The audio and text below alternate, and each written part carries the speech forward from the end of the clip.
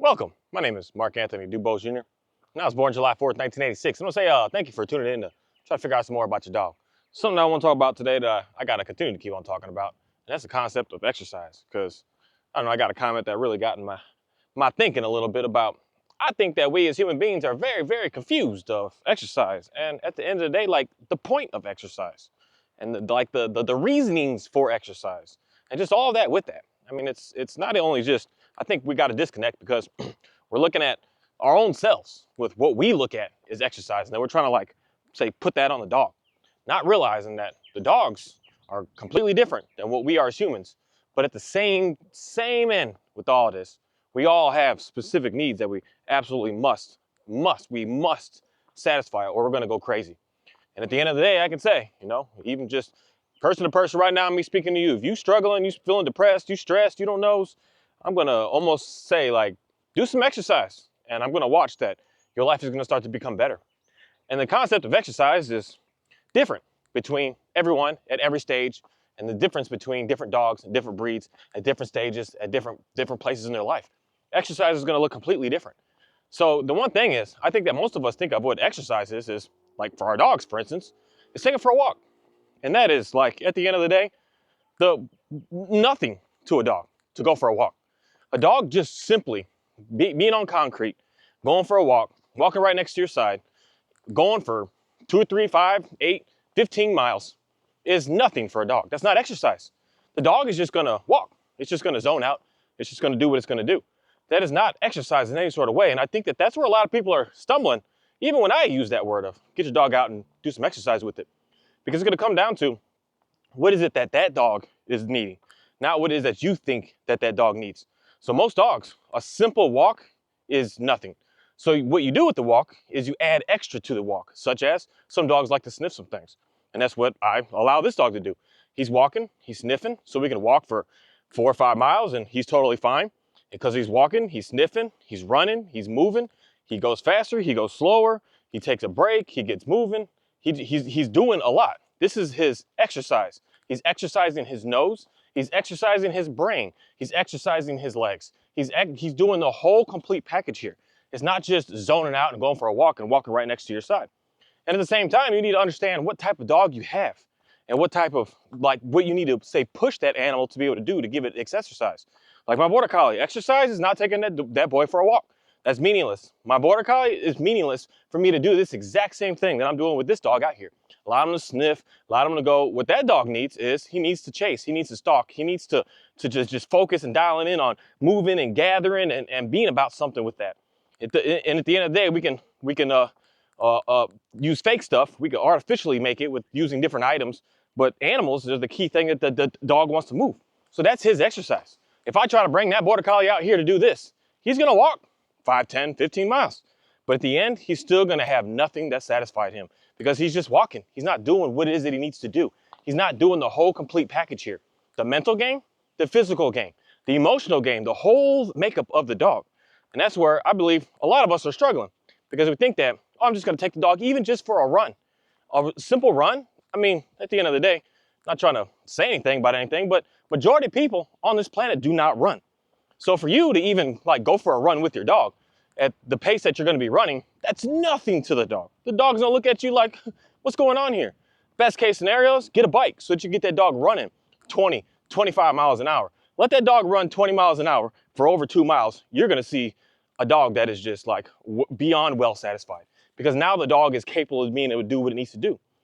And just, I keep getting stuck with these huskies. And everyone keep talking about these huskies, but I see them. I see these huskies out here that are an extreme hot mess, just a hot mess. They're like the new hot mess of what the old days were where people were talking about these Dalmatians and how crazy they were and how aggressive they were and all that. Because the main thing is, the exercise that you want to give that dog is not the exercise that it needs. The exercise that the dog needs is to pull something. And the dogs don't just, because this is where, like for me, even with my Dalmatian, I was already running into situations. Her just walking and pulling is nothing. It's meaningless to her because it's the thing that everyone's going to say that is true. The dog's going to gain stamina because that's like the point. The point is that the dog starts at a stage and it's just going to continue to keep on getting better and better and better. That's the point.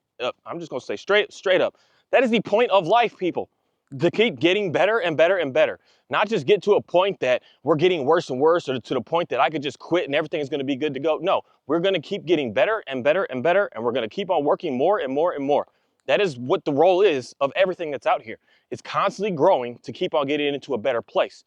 And once we understand that simple logic, we're going to understand the fact that, yes, my dog for sure is going to, say, get better at what it's doing. And that's the situation I ran into, like with my Dalmatian.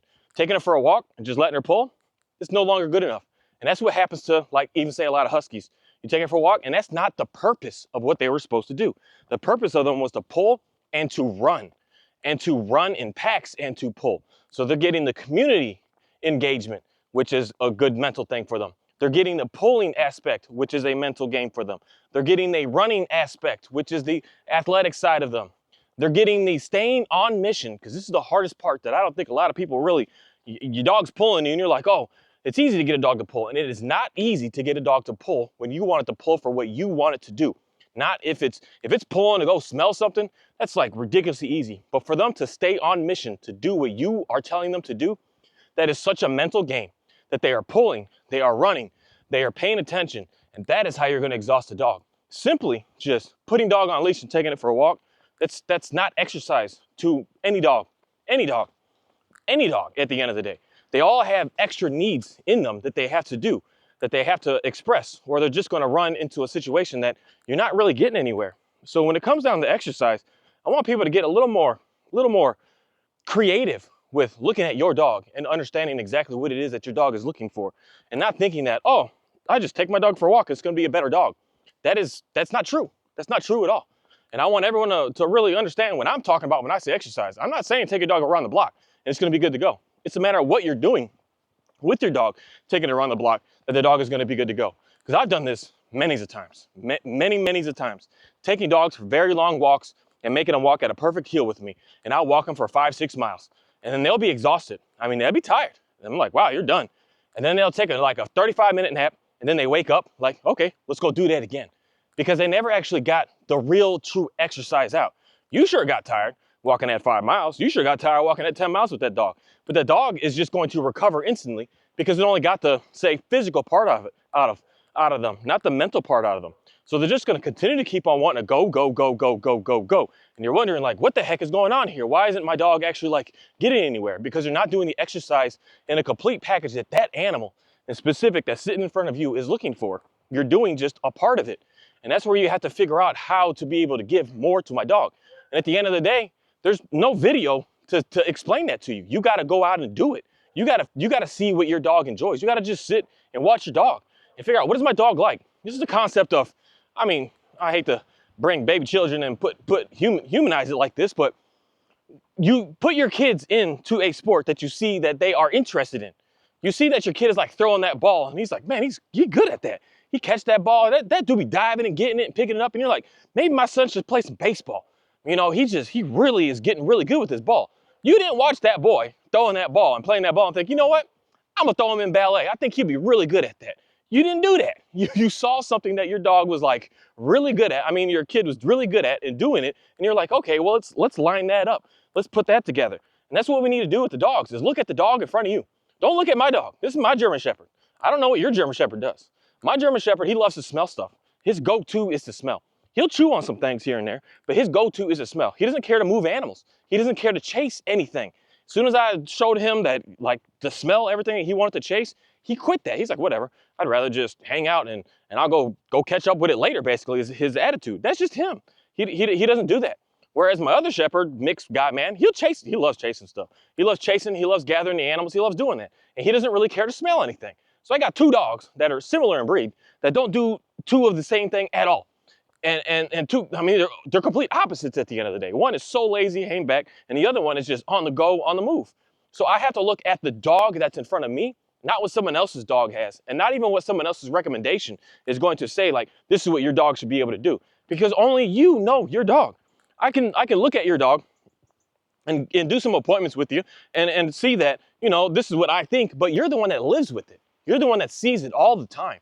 You're the one that's just like, you throw the ball and you see your dog get super engaged. Oh my goodness, and then you're like, oh, maybe I should use that in a way to be able to get the exercise that my dog needs, to get the full package of what he's looking for. And don't think that I want to have a dog to play fetch with and think that you're going to just do that with your dog and that's going to be good enough. It may not be good enough. It may not be exactly what you want to do up front. It may be something that you have to have a little bit of learning curve yourself to be able to get into. And that's still the same concept with spouses and children and everything on this life. You may not like that your kid likes baseball because you're like, I ain't trying to stand out there in that hot sun all day and doing all that, but your son loves it. He's like, oh my God, I like this. Same thing with your daughter. You may not like doing a little dance stuff and going to that and sitting in those buildings and being around all the people like that, but you don't care for it, but your daughter likes it.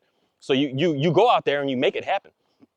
And then after a while, there's just one thing that just naturally happens on this planet. You start to get super interested in it once you just start doing it. You start to, I like this. I enjoy this. I really kind of want to do this even more now. This is pretty neat.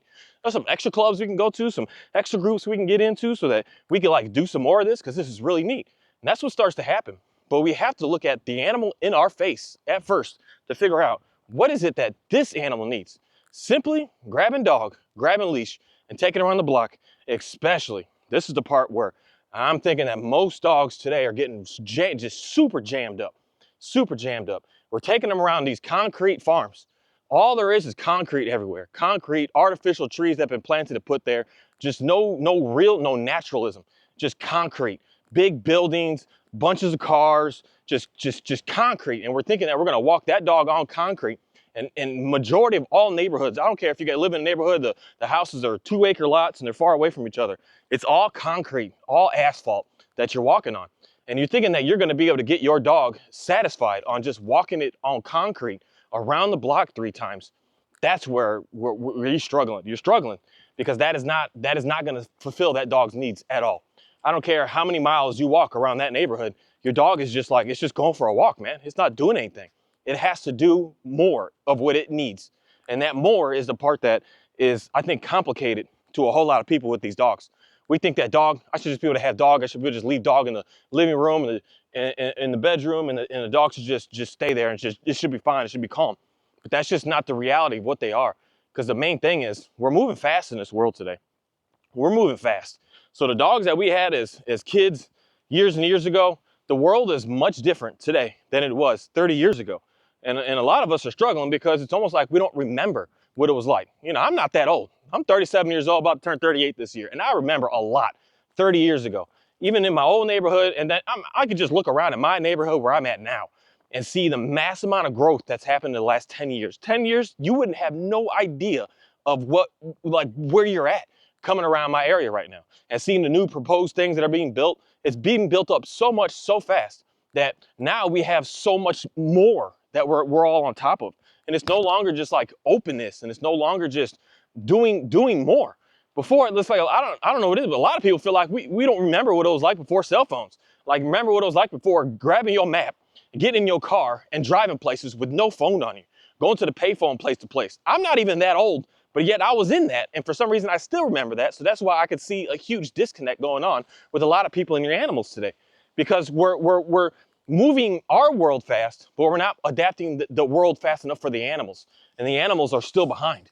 The animals are still back in running on trails and running in the parks.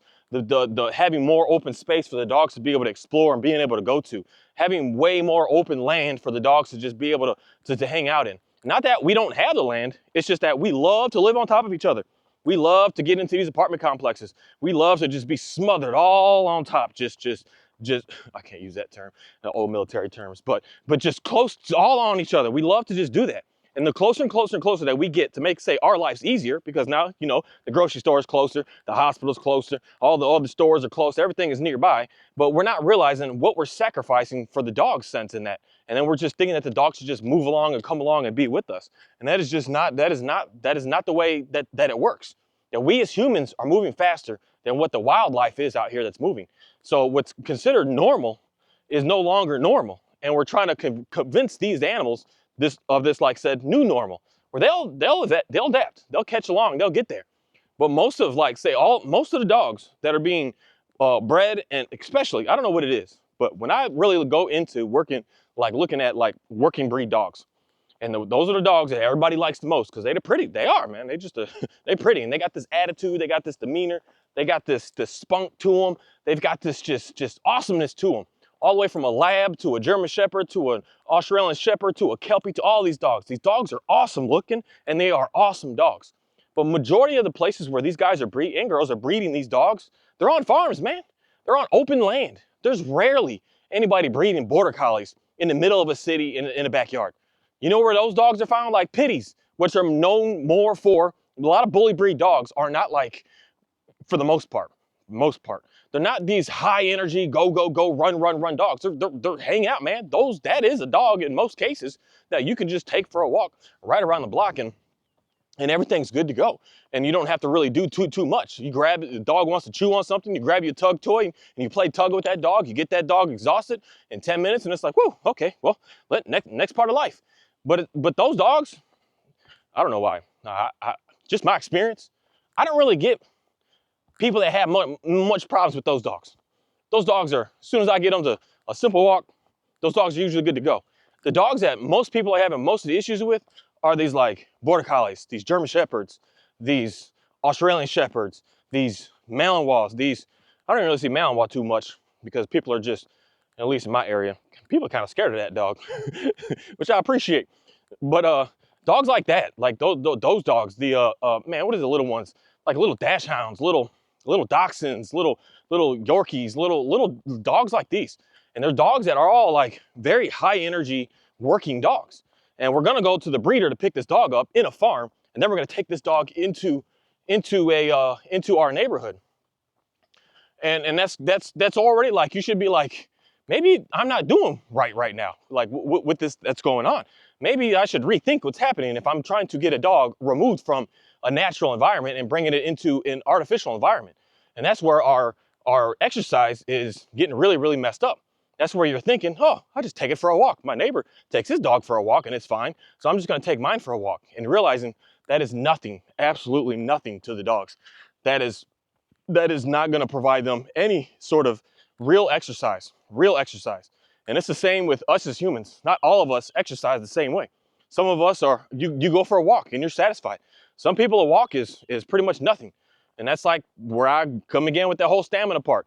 Once you start something, you're gonna get more and more. You're going to. That's the whole point of it. You do not want to stay the same. So you may start walking, then you start running. You may start running, then you're like, oh, I'm gonna start lifting now. You start lifting and you're like, oh, I'm kind of going to get on a bike now. You get on a bike and you're kind of, I kind of want to start swimming now. And then you're like what is it called? Triathlon athlete. And then you're like, I just want to get into stuff like that, because now you're involved with all of it at that moment. That's the progression of everything on this planet.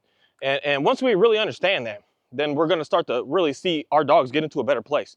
Knowing that if today you have like tug play session with your bully breed dog and your dog gets tired in 5 minutes, oh my goodness, not even. The first time you get into a real good play session with them dogs, you get a spring pole, or you get it's the pole hooked up to like a tree, like you back tie it and it's springy, and you have that dog pull on that thing. That dog does that for the first time in its life, it's gonna last like 2 minutes and it's gonna be exhausted. Because when it can pull against something, not just you, it can pull harder, it can like dig deep, and that dog's gonna be done. And in a year, of course, that dog is no longer gonna be 2 minutes. It's gonna be a 20-minute thing now. And it just keeps going. But the main thing is, this is the concept that I know this because I'm in this as part of being a runner. When you first start running, so for instance, I could just come in exactly to my own self. When I started running again, I was doing just a simple mile. I was walking. I was like, I'm gonna start running. So I did a mile. My first mile that I ran was an 8 minute, it was like an 8:30, almost 40 something. And to me, that's as slow as all can be compared to what I was doing as a kid. So the next couple of weeks to the months, I started just working on that to the point that I got it down to 5:45, 5:50 pace. So that's a big jump, 8 minutes, but basically, so just say it, that's about 3 minute jump. So 3 minute jump, that's a big jump. So that's like going from, say, a 5 minute working session with your dog up to a 12 minute working session with your dog now. That's a big jump. But the jump next to go from like a 5:45 down to a 4:45, that's a huge jump that's gonna take way longer. I mean, way longer. The first time, it took a month to knock off 3 minutes off my time. To take that another minute off, it's gonna take probably a couple of years, minimum a couple of years to take that next minute off. And then, okay, a couple of years. So now I've been working on this, which got faster. And then I finally get to now I'm doing a 440 mile. And now I'm like, now I'm really moving. You know, I got off that 540. That was pretty quick, but now we're at 440. And it took two and a half years to get to that point. Now to go from 440 to 340, I'm like, just me knowing numbers and running and being realistic and just being very realistic. Because a 340 is, you would win the Olympics today if you were able to run that. Like you would be in the newspapers right now. So for me to get to that point of, I'm going to now get to a 340 pace from my 440, I'm pretty much never gonna get there. I don't wanna ever say never, but I'm never gonna get there. Like, that's just not realistic. That's just not gonna happen. I don't care how much I train. It's just, I'm not, for one, I'm too late on the curve to even think about that. And most dogs, if you're not training dog to be a hardcore athlete right away up front, you're not gonna get there. So the jumps start to get way less. So if you used to take your dog for a mile and now all of a sudden it's like, oh, it's got more stamina, now it can go for 2 miles. It's not gonna just go from 2 miles to 50 miles overnight. It's gonna take a really long time to be able to do that. And then at the same time, you gotta make sure you're doing the game that dog needs. Like my Border Collie, he works. He's a working dog. But when I have him run the cows, he's about to be 6 years old this year. When I have him work the cows, move the cows, because now I gotta start doing that again here soon. So hopefully I'll get some of that on video. You can see what he does. But he goes out there and he's running this whole field. And it's not nothing, no 100 acres, no huge thing. This isn't, I don't have that much space. The space that he's moving them is about 10 acres. And he goes out there and in about, I put a max on it, 15 minutes, he done.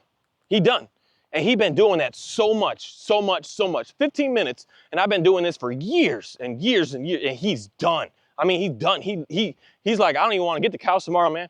But thankfully, the next day, the cows are much more agreeable so that it's easy to move. They just move. They don't really put in any challenge. But if he had to put a challenge every single day to keep moving them, more than 15 minutes, he's done. He's done for the whole day after that. And it's taken me a lot to even work him up to that, said 15-minute point. At first, he'd go out there and sprint, and he'd be done on the sprint just to call the send out. That dude would have to go run from the house all the way up to about the front row to be able to get to the cows. That one send out, he would get out there and he would already lay down like, whew, that was a run to get up here, man. Like, he would have to chill for a little bit. So then I would walk up there and let him rest, and then we'll get moving again. It's taking a lot for him to be able to get more than getting anywhere. So I want anyone that's talking on the concept of the dogs that are gonna gain more, stamina is not the correct word that I want to use there, but just more endurance is the better word. It's going to take a lot for it to get to, like said, that elite level outside of just a regular hobbyist level. The dogs are on the hobbyist side of it. Some of these dogs, we do work them on an elite level. We do push them further and further and further. Like my Dalmatian, for instance, I'll be pushing her further than what it is that she's used to doing. Right now, she can run. I mean, so yesterday, what did we did? We ran a total of 12, but we ran a good pace for 4 miles, and she was done. She was like, I gotta lay down, man. So I put her in the water and let her relax, and then we got running again. And then at mile 7, she's like, I'm done. And I even slowed the pace way down from mile 4 to 7, and she was done. She's like, I was like, okay, sit in the water again. We'll relax in the water. So I'm building up her, I'm training her specifically to build up her endurance so that she could push further and be able to do more. Because at some point, she'll easily be able to run a 20-mile straight run. But when I'm talking running, I'm talking about a pace that most people are riding on their bikes. Because when I'm running, I'm usually ahead of and catching up people that are riding their bikes along with me. I'm not just running no 9-10 minute pace. I'm usually running about a 6-minute pace, and that is very hard for a dog to be able to maintain. And the dogs can look good for a moment, but as soon as they hit mile 3, I see dogs, they're done. They can't handle that. They can't keep up with that. And that's what a lot of these dogs need, because they'll start pulling. Every one of my dogs starts pulling at the beginning. They are pulling, running, having a good time. And then mile after mile after mile, they start to get next to me. Mile after mile, they start to get a little bit behind me. Mile after mile, I'm kind of like dragging them along now, where I got a little bit of weight behind me, resistance, where I'm like, I'm pulling you now. And they get exhausted. And it's giving them what it is that they need, that they are looking for. That's why for me now, like running with my dog, I no longer have to take her for long walks every day. I could take her, like she's still in the house today, just sitting out. She's laid out from that run that we did. And I took her a real good run, 3 days ago. And she's still laid out from that. it's going to take a long time for her to just keep building and building and building and getting to that point that it's just like, oh, this is just easy. It's the progressions. Yes, the first jump, it's going to look like it's a lot, but it's the next jumps, it's going to take forever and forever and forever. And that's something that, yes, you want your dogs to get better. You want your dogs to get stronger. That, for one, is what's going to allow your dog to be able to live longer. When people look at this shepherd, they're always like a puppy. I'm like, no, this dude is at least 5 years old, minimum. I've known him for 3 years, and I know that he was in the kennel for a whole year. And when we got him into the kennels, he had to be at least a year because they don't take puppies in that place. So he's at least 5, probably pushing 6 years old. Who knows how old he is? But he looks like a puppy because of the amount of exercise that he's able to get. Same with all my dogs are like that. They look so young. I mean, people even say that about me. Like, dang, dude, you look young, because I run like crazy. I'm always doing the exercise that I need, that my body is looking for. Not everybody can run like me. You don't have that setup. You may be you lift the weights and do that type stuff. You may do different kind of things. You may go on bike rides. You may do just different stuff. But I run, and that's just what I've been doing my entire life. That's my exercise to be able to satisfy me. Because when I'm like, I don't know, and I'm getting a little anxious, I'd go for a hard run. I'm satisfied. I'm good to go. I'm like, all right, let's move on with life. Like, everything is fine at this moment. But that's something that we all have to individually figure out with our own dog, what it is that my dog is needing. My dog here he likes to walk, he likes to sniff, he likes to do what he does. It's not even that hot out today, and we're working. We're working because yesterday I had him out all day, not all day, but about 7-8 hours, just helping me put up a new fence at the house. Then fix the dang fence because baby chicks keep breaking out. So he was on the move, smelling, moving, helping me out, moving chicks here and there when they needed to help me. And he was just busy. So today I can't do quite as much as what I usually would be able to do to him because he's already tired. He's already been able to have that. And that simple thing of him just helping me yesterday, putting the fence up, is what dogs primarily used to always get all the time. That's why they didn't have any issues. But nowadays, what do we fix? We don't do anything. We're out even washing our car in the front yard. We don't even bring the dog with us when we do that. When we're cutting the grass, we don't bring the dog out to do that. When we're painting the fence, we don't bring the dog out to do that. That's where you got to bring and incorporate your dog into doing more and more of these things so that they could do more instead of just a simple, I'm just going to go for a walk. Because a walk is absolutely meaningless to the dogs. A walk is just not going to give all dogs. Some dogs, yes, the very few. But most dogs, a simple just, let's go back this way, man. That's winter walks. This ain't summer walks. Come on. Kahi. We ain't ever been bit by no snakes. Probably because I just know to stay out of places that don't look like I should be in right now. But just simply walking dogs is not gonna be nothing that the dog is looking for. And that's one thing that a lot of dogs are very fascinated about, with just like the concept of going to a dog park. Some dogs, that's good for them. They get their energy out. They get to run, they get to chase, they get to sniff, they get to move, they get to go, they get to do whatever it is that they do. And that calms the dogs completely down. And it gives them a sense of just being able to complete all of their system. But other dogs, that doesn't work because the dog doesn't want to be there. The dog's like, I don't want nothing to do with this place. I don't want to deal with anything out here. I don't want to deal with these dogs. I just want to do my own thing. So then you got to find that game to play, that situation to play, the exercise to give, the work to be able to offer to the dog, so that the dog is going to be able to get into the level of peace that it's looking for. You good for today, man? Yeah, we just gonna go back. The peace that the dog is looking for. And that's going to come down to just you watching your dog and seeing what your dog likes. See what your dog is very interested in. See what your dog cares about. See what your dog is just not, this is the thing that I'm going to say. It shouldn't come down to having to even like buy much of anything up front to figure out what your dog likes. As soon as you notice that your dog likes to chase, then you can, okay, let me buy something because my dog likes to chase. My dog likes to play fetch. Okay, let me grab a stick in the backyard to see what he does. And just there's so much that we could just test and change and do without it having to like cost us anything. You don't need to go to no sport club to like try this and try this and try that. No, just go in your backyard, go in your side field, go. And if you don't have any kind of any place where you could take your dog that has grass, yeah, you struggling. You definitely struggling. But there's one thing that I do know: most people have access to vehicles and transportation. And you need to get yourself somewhere to be able to get your dog what it needs. And it doesn't need it every day, all day. It needs the exercise that it needs. And most of these dogs, hard exercise, hard exercise. When I work this dog here, my shepherd, when we do a real run, when we run, when I have him do a pull and do a run and do like maybe 5 minutes worth of sniff stuff, this dude, I'll take him for a 3-minute run. We'll run about an 18-minute run, and he's done. He's done.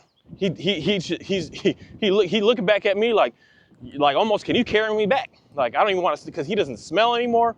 He'll just walk back like, let's just get to the van. He gets to the van, he lays down, he hangs out, and he's just completely satisfied. He doesn't even stand up in it. He don't even try to look out the window. He just lays and he's like, I'm satisfied, I'm good. And I just keep doing that, and I do that. So for him, I can't run him because he gets too tired. Then he doesn't come out every single day. And I just like coming out and doing stuff every day. And I don't really want to train this specific dog to be like a running athlete because their bodies aren't built for it. And I don't want him to get hurt in the future for me just trying to push him to do something that his body isn't intended to do. His body is intended to do sprints, to do like some chase and stop and chase and stop, but not just do a consistent 5, 10, 15, 30, 20-minute run. He's supposed to just do spurts.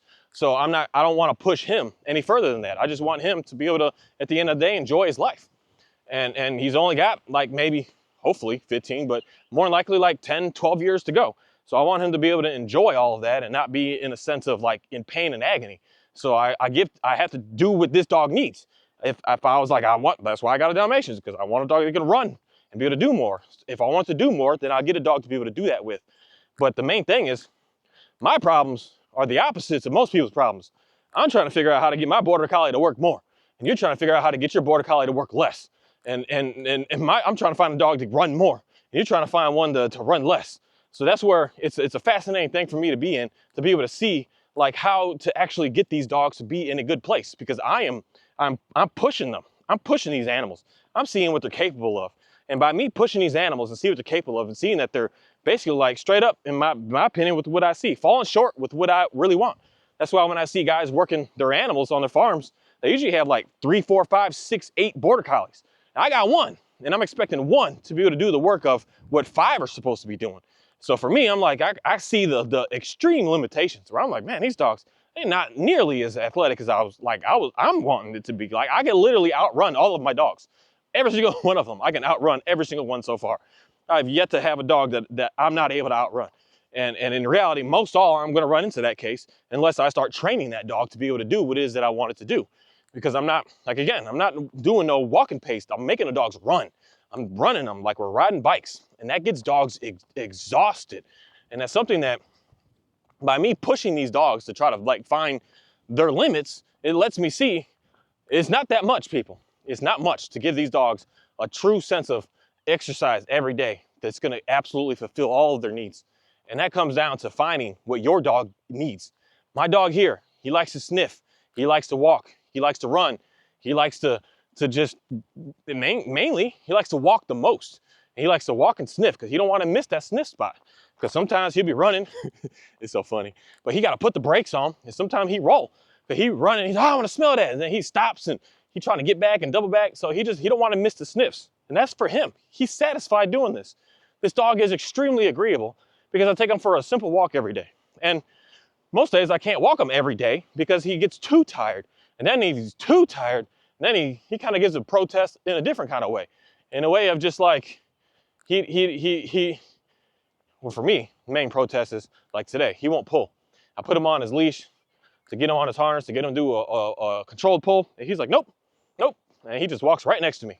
And I'm like, okay, buddy. But in reality, my problems again are the problems that everybody wishes that they had. A dog that they would just walk with you and be good to go. My dog does that because I work him to the point that it's too much. And then he's like, I'm just gonna walk with you, because that's easy for him to do, is to walk with me. For him to pull, for him to do all this extra sniffing, that's more challenging because he gets an opportunity to get an overabundance of it. And me just being able to be out here and do this stuff with these dogs, it just shows me how simple it is. How simple it is to get these dogs what they need. How simple it is at home for me to get my Border Collie good to go and understand what it is that to be able to give him that satisfaction if I'm good to go. How simple it is for me to get my Dalmatian just look at me and just say, well, buddy, like, that was a heck of a run. Like, we get back at that next week. Like, well, I'll give you some rest. That's why she's not going out too much. We're going shorter and shorter with her because we're starting to go faster and faster. And so she's going to need a little bit more rest so that we can start we're training. I'm on a training program with that dog. It's not just to get her tired and just be satisfied. No, that dog is like most of my dog, like my boy, we're athletes. We're not just pets that just hang out. We got stuff that we got to do. And that's, in reality, this shepherd, he's kind of the same way. He's got stuff that he's got to do. Soon enough, this dog is gonna, all my dogs at some point gonna make me money. This dog is gonna somehow make me money in some way. Someone's gonna need him, and he's gonna be ready to be able to walk a good 10 miles to go find somebody or find something that somebody lost. And he's gonna be able to make it happen. He's like, I'll find it. I'll find what you're looking for. And he's gonna be needed. So I'm constantly keeping my dogs in a nice athletic stance so that when they're ready to get something done, not just hang around and do nothing. And again, that's where I see how the huge limitations that these dogs have, and how I know it doesn't take a lot to get them tired when you're doing what it is that you need to do with that dog, what that dog needs. That dog needs. That dog is saying, hey woman, going for a walk, you know, that's all right and all, but what about this over here? And you're denying them that. And then that dog is gonna start to give you some attitude. Like, hey, you know, I wanna do that, but you're not letting me do that. And then that's when things start to go crazy, because the dog isn't getting its full needs met. Just a part of it isn't enough. And the best thing to do is all of it in one. So if your dog is a sniffer, you're gonna sniff, you're gonna walk, you're gonna run, you're gonna do all that in one go. Not like, let's go for a walk now, and then later on today, we'll do some sniff work. It's best to do it all in one, all at the same time. And the dog's just gonna look at you and just say, okay, like, I greatly appreciate you. Like, you the best thing on the planet. I don't wanna do anything else but stay with you, because I know that you're gonna be able to give me what I need. And that's where all my dogs start to look at me. They're like, I want to hang out with you. Like, someone tries to give my dog a treat right now, cool, he'll take it. But if you're like, come here with me, no, they're not. They're gonna come back to me, because they know that it's proven day after day after day after day that I'm gonna be able to give them what they need. So they're like, I don't want to chance it over there. I'd rather just stay with the one that I know is gonna be able to satisfy me. But if you're not, that's where the dogs are in that stance of, they'll go anywhere, and they trying to run away. Because they're like, I'm not getting what I need over here, so let me try to go somewhere else to see if someone else will be able to do that for me. And then when someone else doesn't, then they're like, oh shoot, I'm going on to the next. And then they go on to the next, and they go on to the next. And that's just what happens with a whole lot of these dogs out here. And it's unfortunate because of the concept of what we as humans think of exercise, walking a dog. That's not anything for a dog. If you just look at these dogs, look at their build, look at their makeup, look at everything about them, you'll know walking is nothing for these incredible animals. These animals just don't walk, man. They are on the move. That's why your dog, when you open the door, is running. They just running, man. They're always running, moving, bouncing, jumping, going all around. That's just what they are. That's what they're all about. And we gotta give them that. And when we give them that, man, I'm telling you, I don't know how to explain it to you, how nice the dogs start getting. I don't know how to explain it to you on how, when I just keep getting more and more and more closer to all my dogs. I don't know how to explain it to you that when I watch someone else's dogs and I have them at my house, after about the second day, they're always a little stressed out. But the second day, they look at me, because I let them run, man. I don't care. Y'all run, especially when mine are out. I don't care. I know they're not gonna run away. They're gonna hang out with my dogs. And I let them run. I let them, about to bust my face out here.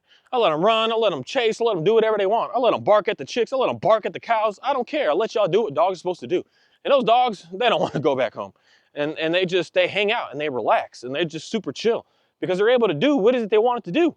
Dogs want to bark. Let them, gotta give them that outlet to do it in a place that is, I'm gonna say, appropriate. Not in your neighborhood at another dog and going face to face. But go find something somewhere so your dog could just get it out of its system, man. You'd be surprised at how much a dog stops wanting to bark when you just let them bark. It's really neat. It's really neat. And it's something that, again, we should be focusing our time on, finding the dog's needs and getting it met. And it's not thinking that what you need is what that dog needs. You may want to walk, but your dog a walk is like, that ain't nothing. But it's something that we gotta we gotta look more into this and not thinking that just my dog is going to appreciate me for what I do. Your dog will show you that appreciation when you're giving that dog what it needs. I'm telling you that. I'm going to slap a guarantee on that, because you will not have the issues of I need to look for dog trainer to figure out more about my dog when your dog has its needs met. It's gonna look at you like the world's greatest thing on the planet, and it's just gonna say, okay, we're going over here, okay. Oh, we're gonna sit down, okay, let's sit down. Oh, we're gonna eat, okay, let's go eat. They are so agreeable. But when we don't give the dog its needs, you gotta come with pressure. You got to come in with this and that. You got to use this, and you got to get that toy. You got to get this treat. You got to use this collar. You got to start going crazy. And that's what the unfortunate thing is most people are going through. And once the dogs, I'm telling you, man, I see this over and over and over. Not only just my dogs, but other people's dogs. That when the dog finally gets its exercise out, the dog it just chills, man. It just chills. I don't need treats to teach it down anymore, or teach it sit anymore, or to do a perfect heel anymore. I just get the dogs to do what they want. And then the dog's like, okay, I'll walk with you. Okay, I'll lay down. Okay, I'll sit down. And it's that simple. It is that simple. It's very fascinating. Thank you.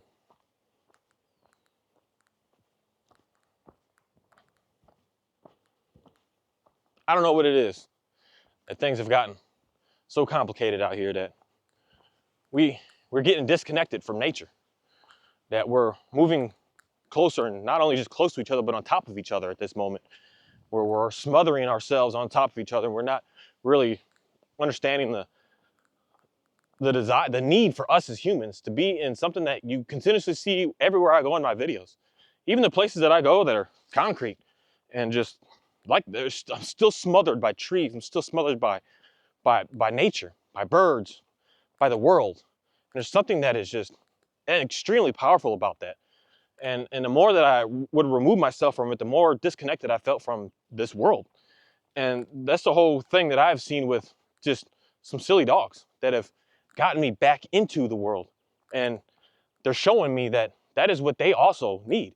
I can't just put my dog in an apartment and think that it's going to be okay, and take it out and walk it down a flight of stairs and let it walk a little 12 by 12 area in the front and just bring it back into the building and think that the dog is going to be fine and just keep doing that day after day. That's the dog that most people have. Dogs going crazy. And again, I say apartment, but these houses that we have are the same thing. We just take the dog and put it in the backyard, and we're living in a neighborhood where there's 1,500 homes. Most neighborhoods all around me, they're at a minimum of 1,500 to 3,000 homes. So you're living in an apartment basically. You got a little more space, but to the dog, there is no space. It's all on top of each other, and the dogs are struggling because they're not used to it yet. They will one day, but they're not used to this system that we've got going on today. They're used to being able to be open and be free and run and do what they want to do, and that's what brings a really happy dog. A dog that is just in confinement all day, it's going crazy. Because at the end of the day, I test my dogs. You want to stay inside or you want to sit outside? And they'll go inside for a little bit, like, ooh, it's inside. And then after about 20 minutes or so, they're like, I just want to go hang outside now. I'm like, all right, well, go sit outside. And they just sniffing the wind, man. Just sniffing around and just laying in the sun and just hanging out. And they just really, really like that. And at the end of the day, I give them a choice. Where you want to sleep outside tonight? Go ahead, man. I don't care. You want to come inside? Cool. You want to lay in the bed? All right. But most cases, like, man, I just want to sleep outside. I don't take no offense to it anymore. I used to. I'm like, come on, man, it's a nice house. I got a nice room, a nice comfy bed. And he's like, I'd rather just sleep in the dirt, buddy. Like, I'm fine. It's just something that they're dogs.